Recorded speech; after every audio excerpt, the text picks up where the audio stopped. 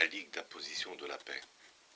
Au moment même, en 1917, où les deux forces analogues de Russie, le communisme révolutionnaire et le sionisme révolutionnaire, apparurent en pleine lumière, le troisième but secret de la guerre, celui dont il était les instruments, fut aussi révélé. C'était le projet pour une fédération mondiale, entre guillemets, de prendre en main la gestion des affaires humaines et de régner par la force. À l'époque, comme la Seconde Guerre mondiale, 25 ans plus tard, on insistait les masses à détruire. Un fou à Berlin, entre guillemets, pour cette raison même qu'il cherchait à dominer le monde par la force. En Angleterre, M. Eden Philpott, un des nombreux oracles d'alors et de la guerre suivante, tenait, ouvrez les guillemets, vous pensiez vous emparer du monde, mais vous ne garderez que ces malédictions comme une couronne sur votre front. Et c'était le cri universel. Pourtant, le plan secret promu en Occident était également pour s'emparer du monde par la force et mettre à sa tête de nouveaux seigneurs de la guerre. On l'avait simplement paré avec d'autres mots. Ce qui était qualifié de militarisme réactionnaire prussien en Allemagne était une des idées avancées. M. Hus, à Washington, ce qui était ambition mégalomane, chez le Kaiser était un concept éclairé d'un nouvel ordre mondial à Londres. Les politiciens d'Occident devinrent des dissimulateurs professionnels. Même Disraeli ne pouvait prévoir en 1832 la pratique de la politique en Orient peut être définie par un mot, la dissimulation, que cela deviendrait la définition de la pratique politique en Occident au XXe siècle. Mais cela arriva quand les leaders politiques occidentaux, en soutenant le sionisme et la révolution mondiale, cédèrent à l'incitation d'asiatiques. Leurs actes revêtirent une duplicité asiatique à la place de leur sincérité natale. Étrangement, M. Woodrow Wilson, le plus docile d'entre tous, se rebella au début de la façon la plus plaintive contre les contraintes secrètes. Il essaya de déclarer, comme on l'a montré, que les causes et les objectifs de la guerre sont obscurs. Et quand M. Hus lui interdit cela, il avoua quand même que les belligérants des deux côtés poursuivaient les mêmes objectifs. Il alla plus loin, ou tout au début de sa présidence, quand il écrivit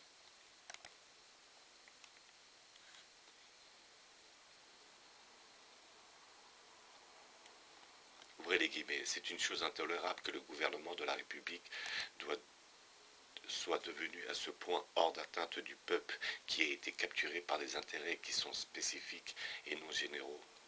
Nous savons que quelque chose intervient entre le peuple des États-Unis et le contrôle de ses propres affaires à Washington.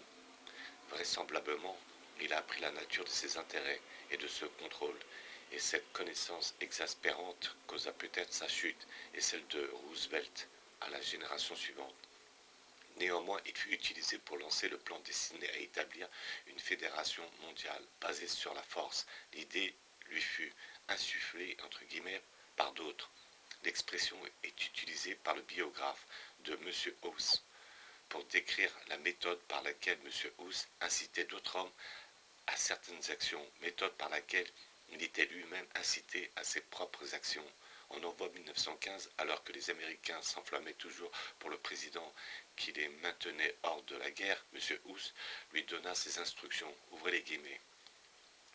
Nous devons projeter l'influence de cette nation au nom d'un plan par lequel les obligations internationales doivent être respectées et maintenues, et au nom de quelques plans par lequel la paix mondiale pourra être maintenue.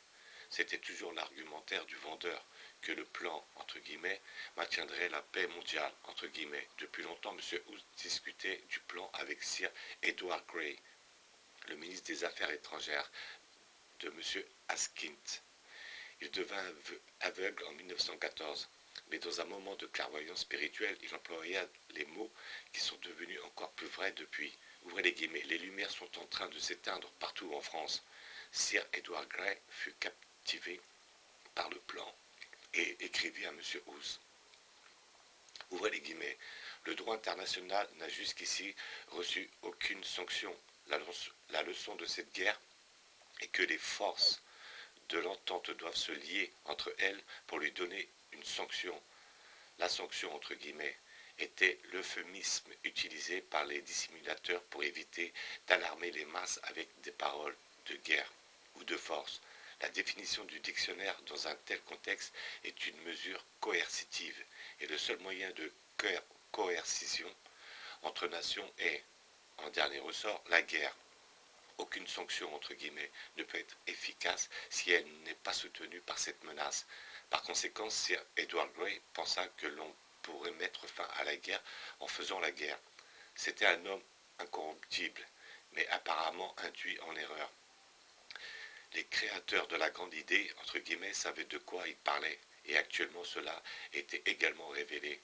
En 1916, M. House avait déjà instruit M. Wilson quant à son devoir et en mai, le président annonça publiquement son soutien au plan lors d'une réunion d'un nouveau groupe ouvertement dénommé entre guillemets, la Ligue d'imposition de la paix. M. Wilson ne savait rien de sa nature. Ouvrez les guillemets. Il n'apparaît pas que Wilson Woodrow ait étudié sérieusement le programme de la Ligue d'imposition de la paix. C'était une réincarnation de l'ancienne, entre guillemets, Ligue d'imposition de la paix, qui, comme Lord Cecil l'avait rappelé à M. House, devint vraiment une ligue pour soutenir la tyrannie. En 1916, le nom révéla toute l'affaire. L'opinion américaine n'était alors pas prête à tomber dans un piège si évident. Le sénateur George Wharton Piper rappelle, ouvrez les guillemets, une organisation lourdement financée, habilement intitulée la Ligue d'imposition de la paix rendait notre tâche plus facile en soulignant, comme son titre l'indiquait, que l'accord de la Société des Nations était destiné à devenir effectif par la force. Notre affirmation constante en opposition avec la peur était que faire appel à la force était au mieux futile, au pire dangereux. J'ai comparé la futilité certaine d'un appel à la force internationale avec la possibilité espérance résultant de la confiance en la conférence internationale et me suis déclaré favorable à toute association de ce genre et me suis invariablement opposé à une ligue qui serait basée sur le premier postulat. Les dissimulateurs révélèrent vite le nom, la Ligue d'imposition de la paix. Mais le plan entre guillemets qui engendra entre guillemets la Société des Nations resta le même de façon transparente. C'était un plan pour transférer le contrôle des armées nationales à un certain comité supranational qui pourrait les utiliser pour la gestion des affaires humaines, de manière à servir ses propres buts spécifiques, et le motif a continué jusqu'à nos jours.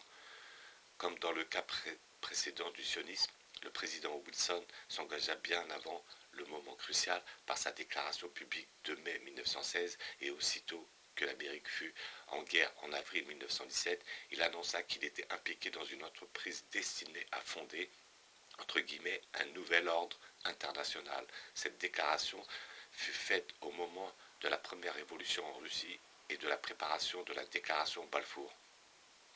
Ainsi, les trois grands, entre guillemets, plans avancèrent-ils ensemble jusqu'en Occident. Et ce projet-là était le couronnement du travail effectué par les deux autres. Son principe de base était la destruction des États-nations et de la nationalité, si bien qu'il était l'expression sous forme moderne du conflit antique entre l'Ancien et le Nouveau Testament, entre la loi lévitique et le message chrétien. La Torah Talmud est la seule source originale qu'on puisse découvrir concernant cette idée de destruction des nations. M. House pensait qu'il était presque impossible de suivre à la trace une idée jusqu'à sa source, mais dans ce cas, la piste peut être remontée tout au long des siècles jusqu'à 500 avant Jésus-Christ, et nulle part elle n'a été effacée au cours de ces 2000 ans, 2500 ans, si avant cette époque quiconque au sein du monde connu avait transformé ce principe destructif en code et en doctrine. Ils sont tous tombés dans l'oubli. L'idée contenue dans la Torah talmudique est restée intacte à travers toutes les générations.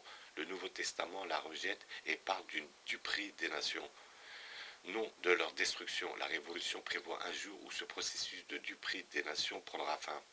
Ceux qui cherchent à interpréter la prophétie pourraient très bien voir en la Ligue d'imposition de la paix sous ses pseudonymes successifs l'instrument de cette duperie, condamné à échouer au final. M. House ayant décidé et M. Wilson ayant déclaré qu'un nouvel ordre international devait être établi, M. House, selon M. Wooden, fondit un groupe connu comme The Inquiry pour établir un plan. Son chef était son beau-frère, le docteur Sidney Mezes, alors président du collège de la ville de New York, et son secrétaire, un certain M. Walter Lippmann, écrivant alors pour le The New Republic un certain document Isaiah Bowman, alors directeur de la Société géographique américaine, apportait conseils et aide personnelle. Le groupe d'hommes placés comme responsable de The Inquiry était donc principalement juif, bien que dans ce cas, il ne s'agissait pas de juifs russes. Cela pourrait indiquer la véritable nature de l'autorité supérieure mentionnée par l'allusion du docteur Casten à, entre guillemets, une internationale juive, et on peut ainsi raisonnablement voir l'inspiration juive apparaissant dans le plan qui produisit. C'était, dit M. Houden, un projet de convention pour une société des nations, auquel M. House apposa sa signature en juillet 1918. Ouvrez les guillemets, le président Wilson n'était pas et n'a jamais prétendu être l'auteur de l'accord. C'est donc ici que se trouvent les origines de la Société des Nations. La conférence de paix se profilait, au moins quand M. House se préparait à lancer ce nouvel ordre mondial, et ses premiers actes pointèrent vers l'identité du groupe de contrôle derrière les gouvernements occidentaux. Parmi les problèmes à traiter à la conférence qui conclut la guerre de 1914-1918, le sionisme et la Palestine, question inconnue des masses au début de la guerre, se retrouvèrent en position élevée, sinon primordiale. Le président Wilson, pour cette raison, sembla connaître des moments d'exaltation entrecoupés de longues périodes de découragement.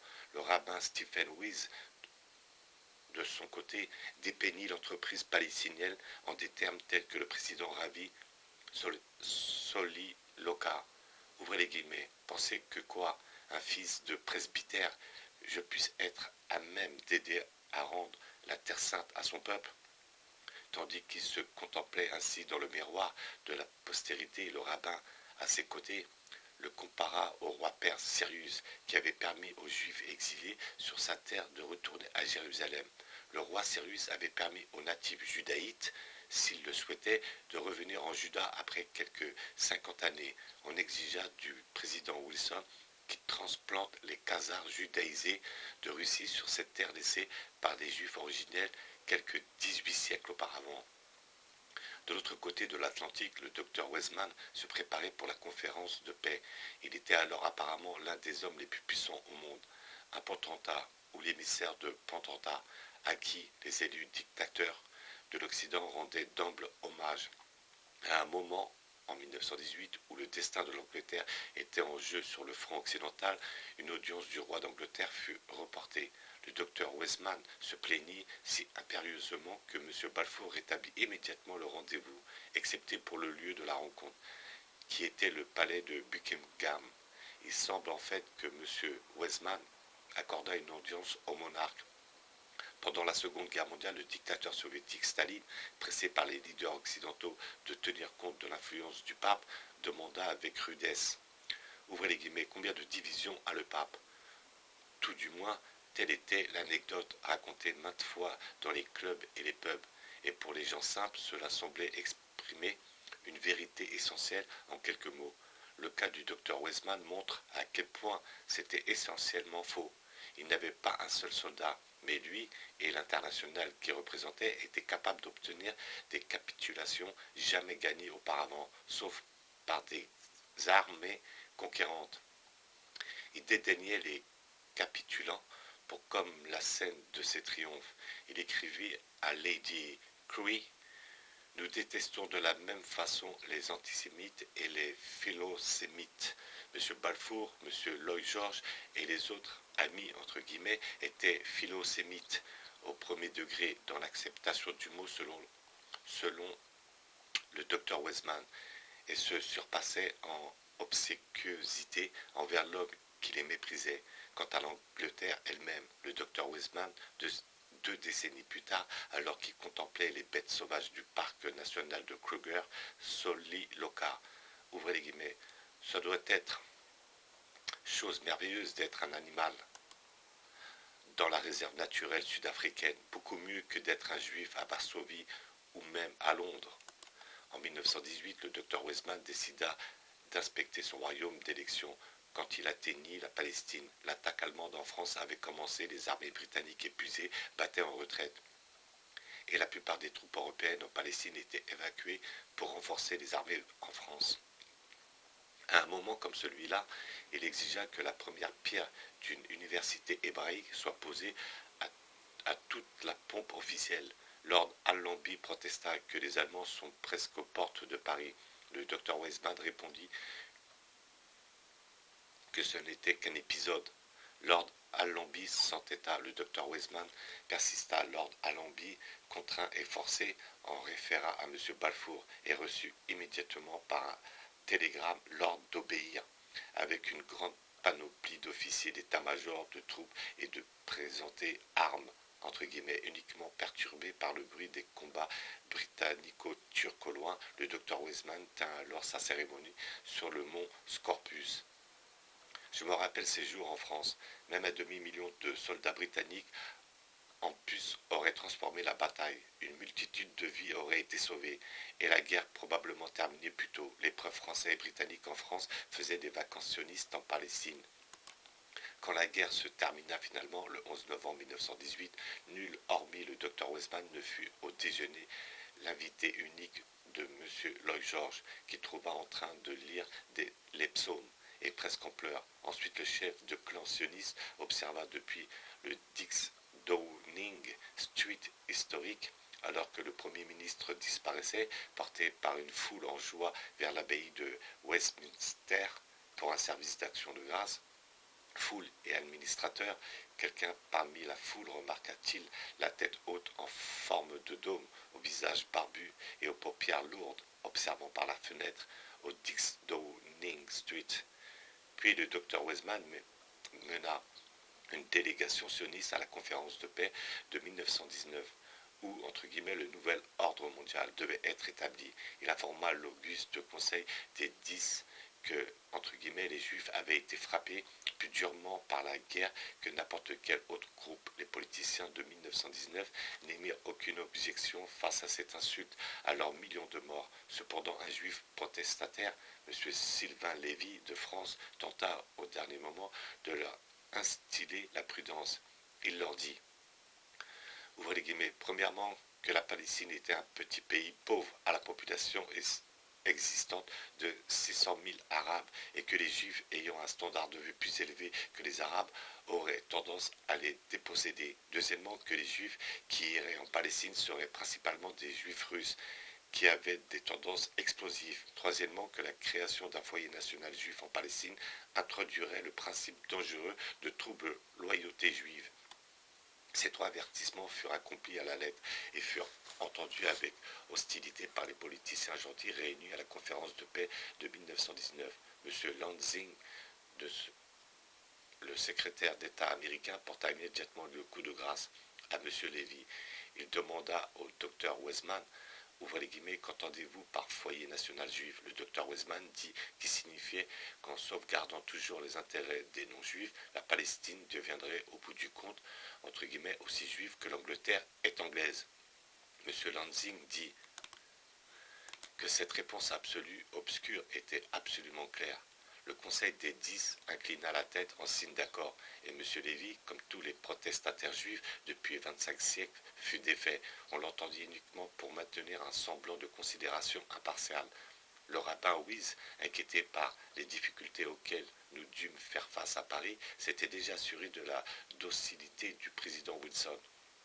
Approchant le président en privé, il dit « Monsieur le Président, la communauté juive mondiale compte sur vous en cas de besoin et d'espoir. » Excommuniant ainsi M. Lévy et les Juifs qui pensaient comme lui. M. Wilson posa sa main sur l'épaule du rabbin, dit tranquillement et fermement « N'ayez aucune crainte, la Palestine sera vôtre. » Un autre homme essaya d'empêcher l'acte que ces hommes étaient en train de préparer avec légèreté, le colonel Lawrence, aimant les Sémites, car il avait vécu avec les Arabes et les avait soulevés dans le désert contre leurs dirigeants turcs. Il était tout autant un ami des Juifs.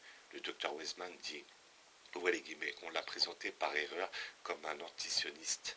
Il croyait qu'une patrie juive, dans le sens d'abord donné au terme d'un centre culturel, pourrait bien être incorporée à l'État arabe uni pour lequel ils avaient œuvré. Laurence d'Arabie vit à Paris que ce qui était planifié était de planter le nationalisme sioniste comme une bombe à retardement parmi un désordre d'États arabes faibles. Et cette réalisation le brisa. M. David Garnett, qui édita ses lettres, dit « Laurence gagna ses victoires sans mettre en danger plus qu'une poignée d'Anglais, et elles furent gagnées non pour ajouter des provinces soumises à notre empire, mais par le fait que les Arabes avec lesquels il avait vécu et qu'il avait aimé devaient être un peuple libre, et que la civilisation arabe devait renaître. » C'était la foi de Laurence d'Arabie pendant sa révolte dans le désert. Et c'est ce que les hommes qui l'envoyèrent en Arabie lui dirent.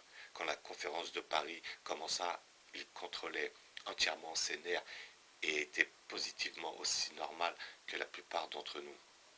MJM Keynes, il arriva en croyant à la promesse du président Wilson, le discours des 14 points, le 8 janvier 1918. Ouvrez les guillemets, les nationalités sous autorité turque devraient être assurées d'une sécurité d'existence incontestable et d'une opportunité absolument indépendante de développement autonome. Il ne pouvait pas savoir que ces mots étaient faux, parce que M. Wilson était secrètement engagé envers le sionisme par le biais des hommes qui l'entouraient. Après la réponse du Dr Weizmann, M. Lansing et son approbation par le Conseil des 10, la trahison devint claire à Laurence, et il montra la désillusion, l'amertume et la défaite résultant de la conférence de paix. Il avait une foi totale sur le fait que le président Wilson assurerait l'autodétermination pour les peuples arabes quand il se rendit à la conférence de paix. Il était complètement désillusionné quand il en revint. M. Garnett Laurence lui-même écrivit plus tard. Ouvrez les guillemets, nous avons vécu de nombreuses vies dans le tourbillon de ces campagnes, dans le désert, ne nous épargnant jamais aucun bien ni mal. Pourtant, quand nous avons atteint le but et que le nouveau monde est né, les vieillards sont sortis de nouveau et nous ont pris notre victoire et l'ont remodelé d'après l'ancien monde qu'ils connaissaient. Mon intention était de faire une nouvelle nation, de redonner au monde une influence perdue, de donner à 20 millions de Sébites les bases sur lesquelles construire un palais de rêve inspiré de leur pensée nationale. Laurence, qui fut brisé par cette expression, était alors parmi les hommes les plus célèbres au monde. S'il avait rejoint les dissimulateurs, il n'y a guère de rang ou d'honneur qui lui aurait été refusé. Il abandonna son rang et ses décorations et tenta même par honte de perdre son identité. Il s'enrôla sous un faux nom dans le rang du plus bas de la Royal Air Force, où il fut découvert par la suite par un homme assidu du milieu de la presse. Cette dernière phase de sa vie est l'accident de motocyclette qui mit fin à un aspect suicidaire, maquillé, ressemblant à la phase et à la fin similaire de M. James Forrestal après la Seconde Guerre mondiale. Et on doit s'en souvenir comme faisant partie des martyrs de cette histoire. Les hommes publics principaux étaient d'accord pour promouvoir l'aventure sioniste via entre guillemets l'ordre mondial international qui était sur le point de fonder, quel que soit le coût en honneur et en souffrance humaine, sur presque toutes les autres questions. Ils divergeaient si bien qu'à Paris, la guerre à peine finie, les réputations commencèrent à éclater comme des bulles et les amitiés se fissuraient comme du plâtre. Une rupture eut lieu entre le président Wilson et sa deuxième personnalité, son moi indépendant. Une brouille semblable et mystérieuse devait diviser le président Roosevelt et son autre moi, M. Harry Hawkins, à la fin d'une autre guerre. M. House était à son zénith. Les premiers ministres, les ministres, les ambassadeurs et les délégués l'assiégeaient à l'hôtel Crillon. En un seul jour, il donna 49 audiences à de tels grands personnages. Une fois, le Premier ministre français, M. Clemenceau, passa quand M. Wilson était avec M. House.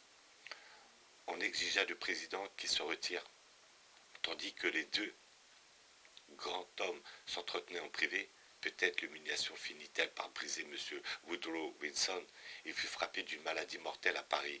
Comme M. Franklin Roosevelt à Yalta, bien que M. Wilson vécut plutôt plus longtemps. Apparemment, plus jamais les deux hommes ne se revirent ni communiquèrent entre eux. M. House se contenta de rapporter, ouvrez les guillemets, ma séparation de Woodrow Wilson fut et est toujours pour moi un mystère tragique, un mystère qui ne pourra maintenant jamais être dissipé, car son explication est enterrée avec lui. Les illusions de pouvoir étaient en train de se dissoudre. Ces hommes ne furent jamais véritablement puissants parce qu'ils agissaient en tant qu'instruments d'autres hommes. Ils ont déjà un air fantomatique dans les annales, et si les places et les boulevards nommés d'après eux portent toujours leur nom, peu se souviennent de qui ils étaient. M. Wilson retourna en Amérique et mourut peu après. Il ne fallut pas longtemps pour que M. House devienne solitaire et oublié dans l'appartement de la 30e rue Est. M. Lloyd George se retrouva dans un désert politique et fut seulement capable d'achever la ruine d'un parti libéral qu'il avait autrefois été grand. En une décennie, il se retrouva à la tête de 4 disciples. M. Balfour, pendant encore quelques années, hanta discrètement St. James Park. Ils ne furent pas capables d'accomplir tout ce que leur mentor souhaitait. Secoué par la violence des objections américaines, M. Wilson refusa absolument d'accepter la demande française pour la création d'une force internationale qui devait fonctionner sous le contrôle exécutif de la Ligue. La Constitution américaine se souvint soudainement. Le président ne permettait pas une telle réédition de souveraineté. Ainsi, le pire fut évité.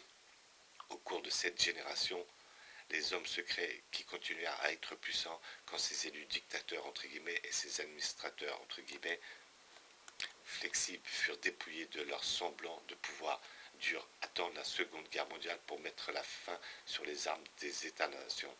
Alors ils réalisèrent leur ligue d'imposition de la paix, presque, mais encore pas tout à fait, dans l'intégralité du pouvoir despotique qu'ils convoitaient. En 1919, ils ont dû se contenter d'une première expérience moderne, la Société des Nations. Les États-Unis ne la rejoindraient même pas. Les masses en Amérique, inquiétées par le résultat de la guerre et luttant instinctivement pour regagner la zone de sécurité, d'aucun enchevêtrement étranger, n'acceptaient rien de tout cela. La Grande-Bretagne rejoignit la Ligue, mais sous d'autres premiers ministres que Lloyd George refusait de céder le contrôle de ses armées. La voie vers le genre de nouvel ordre mondial prévu par M. House et ses souffleurs était bloquée pour l'instant. Néanmoins, une voie fut trouvée via la Société des Nations pour ouvrir une brèche fatidique et probablement fatale dans la souveraineté britannique. L'autorité de cette Société des Nations, quel que fût ce qu'elle représenta, fut utilisée pour couvrir l'utilisation de troupes britanniques comme garde du corps pour les sionistes ayant l'intention de s'emparer de la Palestine. Le système employé pour donner ce semblant d'air légal à l'acte fut appelé, entre guillemets, le mandat, et j'ai montré précédemment où naquit ce dernier. Par ce moyen, la Société des Nations fut capable d'installer les sionistes de Russie en Arabie, où ils révélèrent les tendances explosives, prédites par M. Sylvain Lévy en 1919, et apparentes à tout aujourd'hui. En 1956, ce fut le seul accomplissement du nouvel ordre mondial, installé en 1919, et par le test antique, accomplissement du nouvel ordre mondial, installé en 1919. On peut juger de la paternité de cette idée. L'histoire du mandat et d'un homme qui tenta de l'empêcher constitue donc le chapitre suivant de ce récit.